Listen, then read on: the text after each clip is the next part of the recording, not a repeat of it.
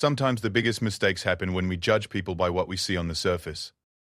When we assume someone's worth based on their appearance, age, or gender, we often find ourselves facing consequences we never imagined. This is a story about respect, hidden strength, and how one moment of cruel humor turned into a life-changing lesson for everyone involved. It's about a young woman whose quiet demeanor masked an extraordinary secret, and how a group of soldiers learned that true authority doesn't always come with obvious signs of power. What happens when prejudice meets reality? What occurs when those who think they hold all the cards suddenly discover they've been playing the wrong game entirely? This is the true story of how one act of bullying backfired in the most unexpected way possible, teaching everyone present a lesson they would never forget about respect, dignity, and the dangerous game of making assumptions about others. Sarah Mitchell had always been different from other people her age. While her friends were busy with college parties and weekend adventures, she spent her time studying military strategy, learning foreign languages, and pushing herself through physical challenges that would break most adults twice her age.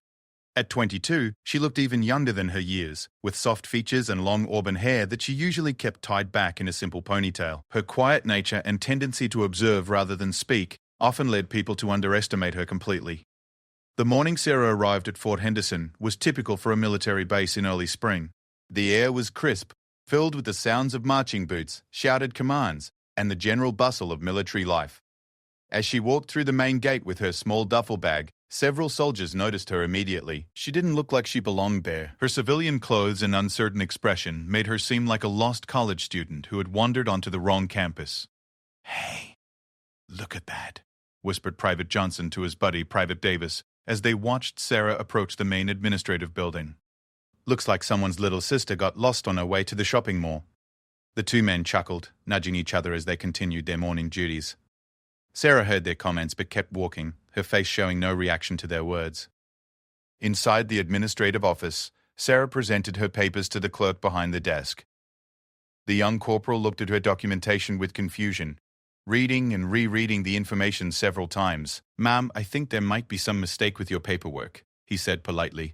"These orders don't seem right for someone like—" He paused, clearly struggling with how to phrase his concerns diplomatically. "Someone like me?" Sarah asked calmly, her voice steady and professional.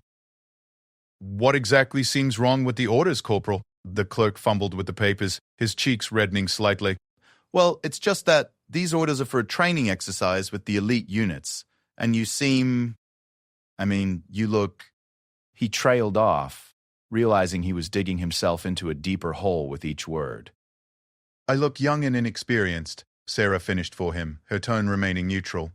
"I understand your confusion, but I assure you the paperwork is correct. Perhaps you could direct me to my assigned quarters?" Word of the unusual new arrival spread quickly through the base. By lunchtime, most of the soldiers in the training unit had heard about the young woman who claimed to be part of their upcoming exercise.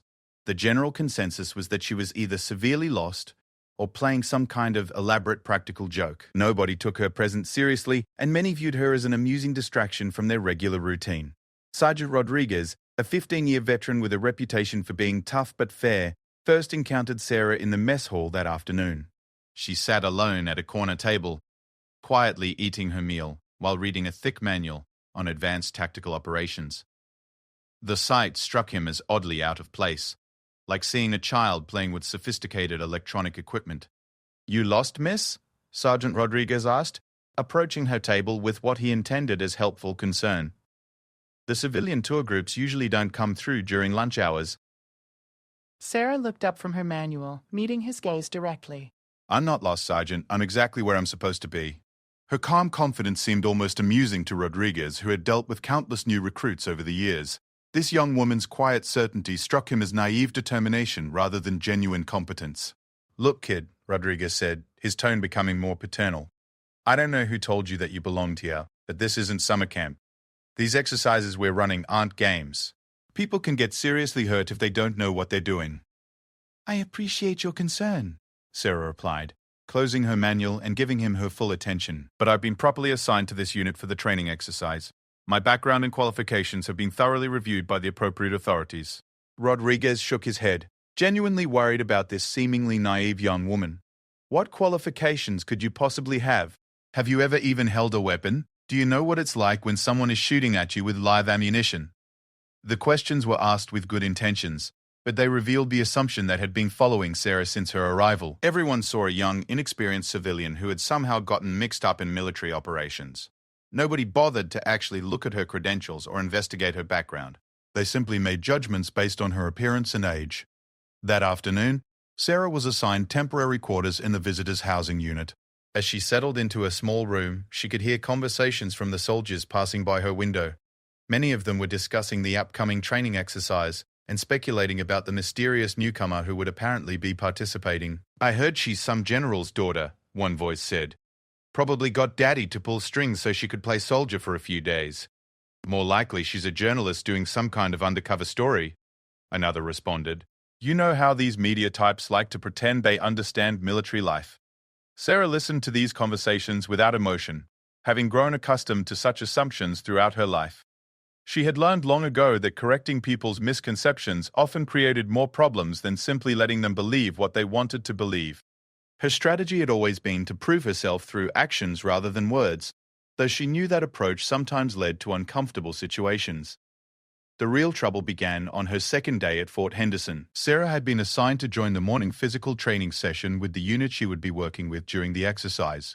As she approached the training area in standard PT gear, she noticed several soldiers exchanging glances and barely suppressing laughter. Private Johnson, who had first noticed her arrival, was particularly vocal in his amusement. "Guys, check this out," he announced loudly enough for everyone to hear. "Looks like we're supposed to take Goldilocks here seriously as part of our team." The comment drew more attention than Johnson had probably intended. Soon, nearly the entire unit was looking at Sarah, who continued her warm-up stretches as if she hadn't heard anything. Her lack of reaction seemed to encourage more commentary from the gathered soldiers. "Think she can even do a proper push-up?" asked Private Davis, grinning at his own wit. "Maybe we should start her off with some jumping jacks," suggested another soldier. "Work her up to the real exercise gradually." Sergeant Rodriguez arrived just as the comments were becoming more frequent and less respectful. He quickly assessed the situation and realized that his unit's discipline was beginning to break down. While he also had doubts about Sarah's capabilities, he couldn't allow his soldiers to openly mock someone who had been officially assigned to their exercise. "All right, everyone back to business," Rodriguez called out, his voice carrying the authority that comes with years of experience. "We have a job to do here, and I expect professional behavior from all of you." The direct order quieted the comments, but Sarah could still sense the underlying amusement and skepticism from the soldiers around her. As they began the physical training routine, she noticed that several people were watching her more closely than usual, waiting to see if she would struggle with the basic exercises. What they saw surprised them. Sarah kept pace with the entire routine, without showing signs of strain or fatigue. Her form was correct, her breathing controlled, and she completed every exercise with the same quiet competence she had shown since arriving. By the end of the session, some of the more observant soldiers were beginning to wonder if their initial assessments had been too hasty. However, not everyone was ready to adjust their opinions based on one good PT session. Private Johnson, in particular, seemed determined to prove that Sarah didn't belong with their unit. During the cool-down period, he approached her with what appeared to be friendly curiosity, but was actually a setup for further humiliation. "Not bad for a beginner," he said, his tone condescending despite his words. "But PT is pretty different from actual field operations. Hope you're ready for some real military action tomorrow." "I believe I'll manage," Sarah replied simply, gathering her water bottle and towel. "We'll see about that," Johnson said, exchanging a meaningful look with Davis. Sometimes people who think they're ready get a wake-up call when things get serious.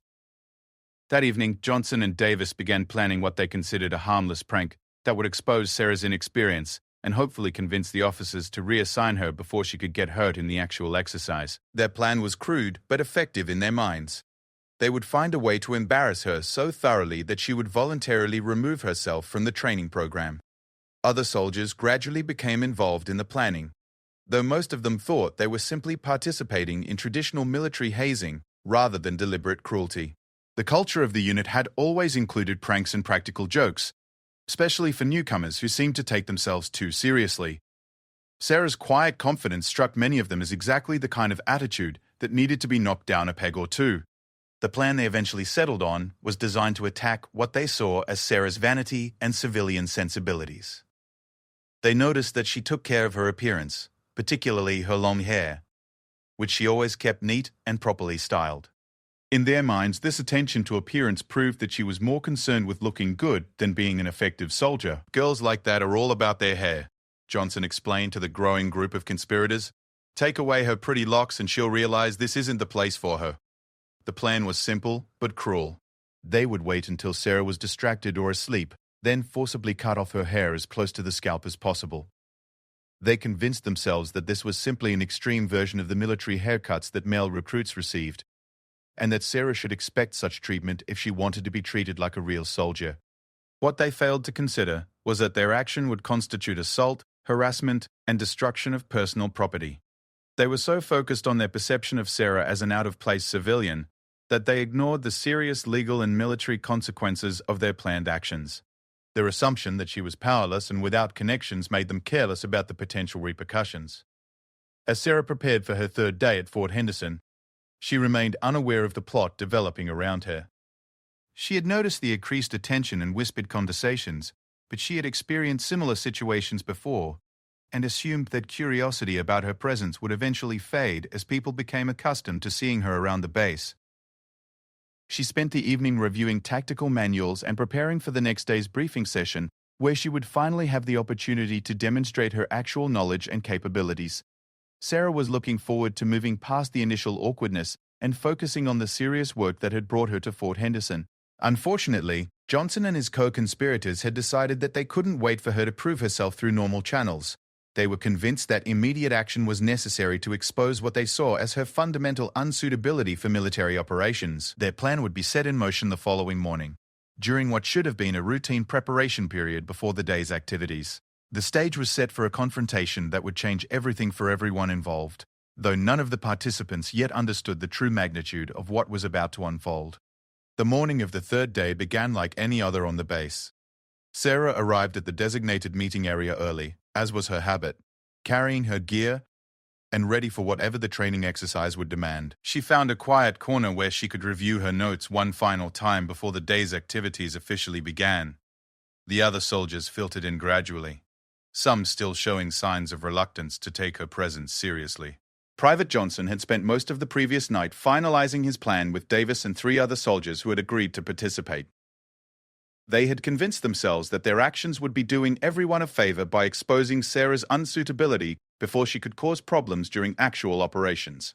The twisted logic of groupthink had transformed their cruel impulse into what they perceived as necessary military discipline. "Remember, we do this fast and clean," Johnson had instructed his conspirators the night before. "Grab her, hold her still, cut the hair, and then step back. She'll get the message and be out of here by afternoon." The others had nodded agreement, caught up in the momentum of the plan and the excitement of taking action against someone they perceived as an outsider. Sarah was studying a map of the training area when Johnson approached her with what appeared to be a friendly greeting. "Morning, Sarah," he said, his tone artificially casual. "Ready for some real military action today?" "Good morning, Private Johnson," she replied without looking up from her map. "I'm prepared for whatever the exercise requires." Her calm professionalism should have given Johnson pause, but he was too committed to his course of action to reconsider now. He gestured to Davis, who was positioned near the equipment storage area, and the signal was passed to the other conspirators positioned around the room. "You know," Johnson continued, moving slightly behind Sarah's position, "there's something we need to discuss with you about fitting in with military culture." Sarah looked up from her map, sensing a change in the atmosphere around her. She noticed that several soldiers had moved closer than necessary, and their body language suggested coordination rather than coincidence. Her training had taught her to recognize when a situation was developing, even before the actual threat became apparent. "What specifically did you want to discuss?" she asked, her voice remaining steady while her posture subtly shifted to a more defensive position. "Well, it's about standards," Johnson said, his voice gaining confidence as his backup moved into position. "Military standards, things like proper grooming and not thinking you're special just because you're different from everyone else." The attack came without further warning. Johnson lunged forward to grab Sarah's shoulders while Davis moved to restrain her arms. 2 other soldiers attempted to pin her legs, while the 5th conspirator produced a pair of scissors from his equipment bag. Their plan called for the entire operation to take less than 30 seconds, leaving Sarah shocked and humiliated, but without time to mount any effective resistance. What happened next was not what any of them had expected. Sarah's response was immediate and devastatingly effective. Instead of panicking or struggling helplessly as they had anticipated, she moved with the fluid precision of someone who had been trained in advanced defensive techniques. Her elbow connected with Johnson's solar plexus, doubling him over and breaking his grip before he could establish control. A precise kick to Davis's knee sent him stumbling backward, clutching his leg and gasping in pain. The soldier with the scissors found himself facing Sarah's full attention as she spun toward him. Her hand shot out in a controlled strike that connected with his wrist, causing him to drop the scissors with a cry of pain. Before the remaining two conspirators could react, Sarah had created enough space to assess the full situation and plan her next moves. The entire confrontation lasted less than 10 seconds, but the aftermath stretched much longer. Johnson was slowly getting back to his feet, his face red with embarrassment and anger. Davis was limping and favoring his injured knee. The soldier who had been carrying the scissors was cradling his wrist and staring at Sarah with a mixture of shock and newfound respect. "What the hell was that supposed to be?" Sarah asked, her voice carrying authority that none of them had heard before. The question was clearly not a request for information, but a demand for an explanation that she already knew they couldn't provide satisfactorily. We thought, Johnson stammered, his confidence completely evaporated. The plan that had seemed so clever and justified the night before now appeared childish and potentially criminal in the harsh light of its failure. "You thought what exactly?" Sarah continued, her gaze moving from one conspirator to another. "That you could physically assault me without consequences? That I would be too weak or too frightened to defend myself?" The other soldiers in the area had stopped their preparations to watch the confrontation unfold. What had begun as a source of entertainment was rapidly becoming something much more serious. Several of the more experienced non-commissioned officers were beginning to realize that they were witnessing a situation that could have severe disciplinary consequences for everyone involved. Sergeant Rodriguez arrived at the scene just as Johnson was attempting to explain his actions. "What's going on here?" Rodriguez demanded, his voice carrying the authority of his rank and experience. He quickly assessed the scene, taking note of Davis's obvious injury and the scattered equipment that suggested a struggle. "Sergeant, we were just trying to help her understand military standards," Johnson said, his voice lacking any conviction. "She needs to learn that she can't just waltz in here and expect special treatment because she's a woman." "Help her understand?" Rodriguez repeated, his tone making it clear that he found Johnson's explanation inadequate. "By doing what exactly? And why is Private Davis injured?" Sarah stood silently during this exchange, her posture relaxed but alert. She had returned to her previous calm demeanor, but there was now an unmistakable sense of controlled power about her that hadn't been apparent before. The other soldiers were beginning to look at her differently, though they still didn't understand exactly what they were seeing. "Sir, they attempted to physically restrain me and cut my hair without my consent," Sarah explained when Rodriguez looked to her for clarification. Her words were precise and factual, delivered in a tone that suggested she was accustomed to giving military-style reports. "They what?" Rodriguez's voice rose slightly, betraying his shock at the accusation. He turned back to Johnson and his conspirators, his expression darkening as he began to understand the full scope of what they had attempted. "It wasn't supposed to be a big deal," Davis said defensively, still favoring his injured knee. "We just thought she needed to learn that this isn't a place for princess behavior. Everyone gets hazed a little bit when they're new." "Hazing?" Rodriguez repeated, his voice getting dangerously quiet. "You think attempted assault and battery constitutes acceptable hazing? You think restraining someone against their will and cutting their hair by force is some kind of traditional military practice?" The silence that followed Rodriguez's questions was deafening. The conspirators were beginning to realize that their actions might have consequences far beyond what they had anticipated. They had expected Sarah to be embarrassed and possibly file a complaint with her superiors, but they were starting to understand that they might be facing serious military justice charges. "Sergeant, we didn't mean any real harm," Johnson said, his voice now showing genuine worry. "We just thought she needed to understand that she doesn't belong here. Look at her, she's obviously not military material." Not military material? Rodriguez looked at Sarah again, this time with more careful attention. He noticed details that he had missed during their previous interactions. The way she stood at a modified position of attention, her use of precise military terminology, and most importantly, her complete lack of intimidation despite being outnumbered by hostile soldiers. "Private Johnson," Rodriguez said slowly, "did you bother to actually look at this woman's orders? Did any of you take the time to find out who she really is or why she's here?" The blank looks he received in response told him everything he needed to know. These soldiers had made assumptions based on appearance and had acted on those assumptions without bothering to gather any actual information. The situation was becoming worse by the minute as Rodriguez began to realize just how badly his subordinates had misjudged the situation. "Sir, we just assumed she was some kind of civilian observer or maybe a journalist," Davis offered weakly. "She doesn't look like any soldier we've ever seen." "You assumed," Rodriguez repeated. "You didn't bother to check her credentials or ask questions through proper channels. You just decided that you knew better than whoever assigned her to this unit." Sarah continued to remain silent during this exchange, but Rodriguez was beginning to notice something else about her demeanor. She wasn't acting like a victim or someone seeking protection from authority figures. Instead, she seemed to be waiting for something, as if she expected the situation to develop further before reaching its conclusion. "Ma'am," Rodriguez said, addressing Sarah directly, "I need to see your orders and identification immediately. I should have requested this information when you first arrived, and I apologize for that oversight." Sarah reached into her pocket and produced a folder containing her documentation. As Rodriguez opened it and began reading, his expression changed from concern to confusion to something approaching shock. He read the first page twice, then flipped to the second page, then back to the first. "This can't be right," he muttered, more to himself than to anyone else. "These orders are signed by..." He trailed off, checking the signature line again. "Is there a problem with my documentation, Sergeant?" Sarah asked, her tone suggesting that she already knew there wasn't.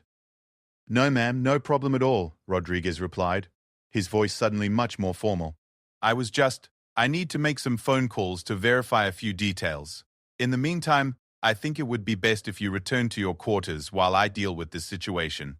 Johnson and his conspirators were watching this exchange with growing unease. The change in Rodriguez's manner towards Sarah was obvious, and they were beginning to suspect that their assessment of her status might have been more wrong than they had realized. "Sergeant, what's going on?" Johnson asked. "Who is she really?" Rodriguez looked at Johnson with an expression that was equal parts disgust and disbelief. "Private Johnson, you and your friends just attempted to assault someone whose identity I am not authorized to reveal to you. What I can tell you is that you are in considerably more trouble than you seem to realize."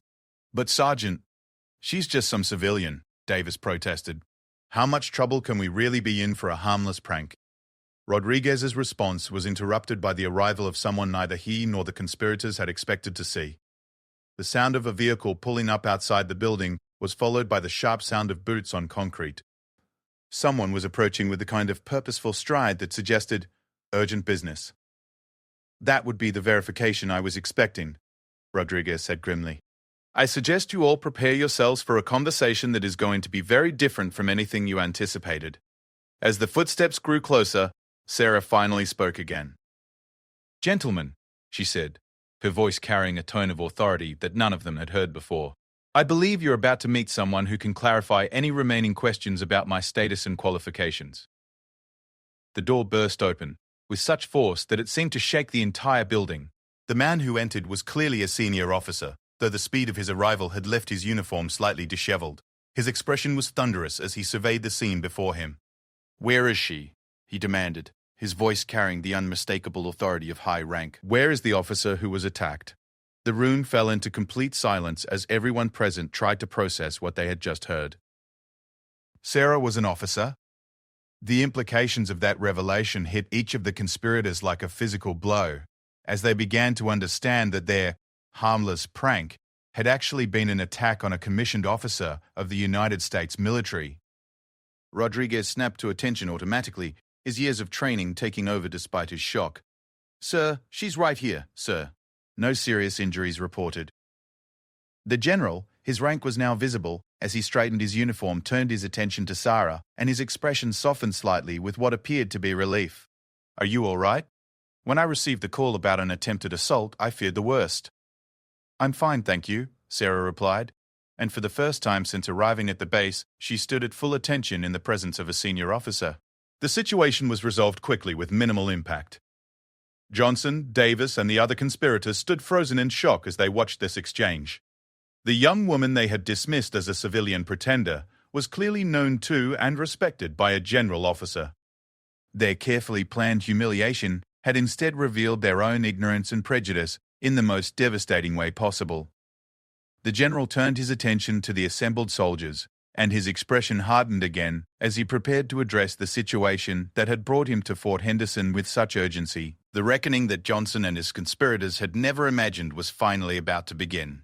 General Harrison stood in the center of the room, his presence commanding absolute attention from every soldier present. At 55 years old, he had served in multiple combat zones and earned his rank through decades of distinguished service. His reputation throughout the military was one of fairness combined with an absolute intolerance for misconduct. The soldiers who had attacked Sarah were about to discover exactly what that reputation meant in practice. "I want to understand exactly what happened here," the general said, his voice carrying the controlled anger of someone accustomed to maintaining discipline under pressure. "Someone explained to me how a group of United States soldiers decided that physically assaulting a fellow service member was an appropriate course of action." Johnson stepped forward, his face pale but his jaw set with stubborn defiance. Despite the evidence that he had seriously misjudged the situation, he wasn't ready to admit that his actions had been completely unjustified. "Sir, we didn't know she was military," he said. "She doesn't wear a uniform, she doesn't act like an officer, and nobody told us who she really was." "You didn't know?" General Harrison repeated slowly, his tone suggesting that Johnson had just made his situation considerably worse. "So your standard operating procedure when encountering someone you don't recognize is to physically attack them? That's your interpretation of appropriate military conduct?" "No, sir, but she was claiming to be part of our training exercise," Davis added, apparently unable to remain silent despite his obviously deteriorating position. "We thought she was some kind of civilian who was trying to interfere with military operations." General Harrison's expression grew even more severe as he listened to these explanations. "And your response to a suspected civilian interference was to organize a coordinated assault involving multiple soldiers? You didn't think to report your concerns through proper channels? You didn't consider that there might be legitimate reasons for her presence that you weren't aware of?" Sergeant Rodriguez, who had been standing at attention throughout this exchange, finally spoke up. "Sir, I take full responsibility for the failure of supervision that allowed this incident to occur. These soldiers acted without authorization or proper information, but their actions reflect a breakdown in unit discipline that occurred under my watch." "Sergeant Rodriguez," the general replied, "while I appreciate your willingness to accept responsibility, the soldiers who planned and executed this attack are adults who made conscious decisions to violate both military regulations and basic human decency. They will be held accountable for those choices." Sarah had remained silent during this exchange, but General Harrison turned to address her directly. "Captain Mitchell, would you please explain to these soldiers exactly what their harmless prank actually represented?" The word "captain" hit the assembled soldiers like a thunderbolt. Captain Mitchell. Not only was Sarah a commissioned officer, she held a rank that placed her significantly above every one of her attackers. The implications of what they had attempted were becoming clearer by the moment, and the legal consequences they faced were far more severe than any of them had imagined. "Certainly, sir," Sarah replied, her voice taking on the crisp authority of an experienced officer addressing subordinates. "Gentlemen, what you attempted this morning constitutes assault on a commissioned officer, which carries a potential sentence of 5 years in military prison. Additionally, the coordinated nature of your attack could be prosecuted as conspiracy, which adds additional years to potential sentences." Johnson's defiance finally crumbled as the full weight of his situation became clear. "Captain, we honestly didn't know," he said, his voice now pleading rather than argumentative. "If we had known you were an officer, we never would have." "You never would have what, Private Johnson?" Sarah interrupted. "Never would have planned a coordinated physical assault? Never would have attempted to forcibly restrain someone and cut their hair against their will? Are you telling me that assault is acceptable as long as the victim isn't an officer?" The question hung in the air unanswered because there was no acceptable response.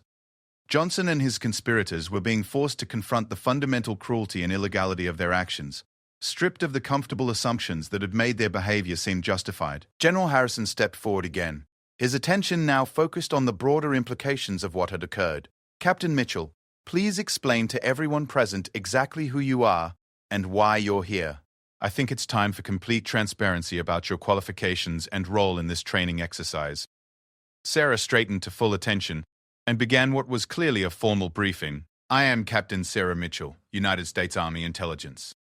I graduated from West Point 4 years ago, ranked 3rd in my class. I have completed advanced training in counterintelligence, psychological operations, and special reconnaissance. I hold expert qualifications in small arms, explosive ordnance, and hand-to-hand combat.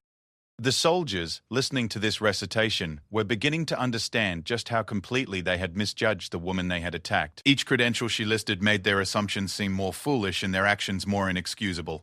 I have served 2 deployments in Afghanistan, Sarah continued, where I conducted intelligence operations in support of Special Forces units.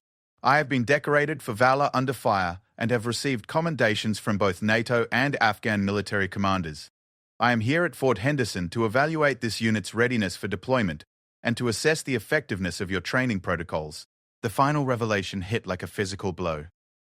Not only had they attacked a decorated combat veteran who outranked them all, but they had done so while she was conducting an official evaluation of their unit. Their careers were effectively over, and they had managed to destroy their futures while attempting to humiliate someone whose service record made their own accomplishments look insignificant by comparison. Furthermore, General Harrison added, Captain Mitchell has been selected for promotion to Major and is being considered for assignment to the Pentagon's Strategic Planning Division. Her evaluation report on this unit will be reviewed by senior officers throughout the Department of Defense. Sergeant Rodriguez, who had been processing this information in stunned silence, finally found his voice.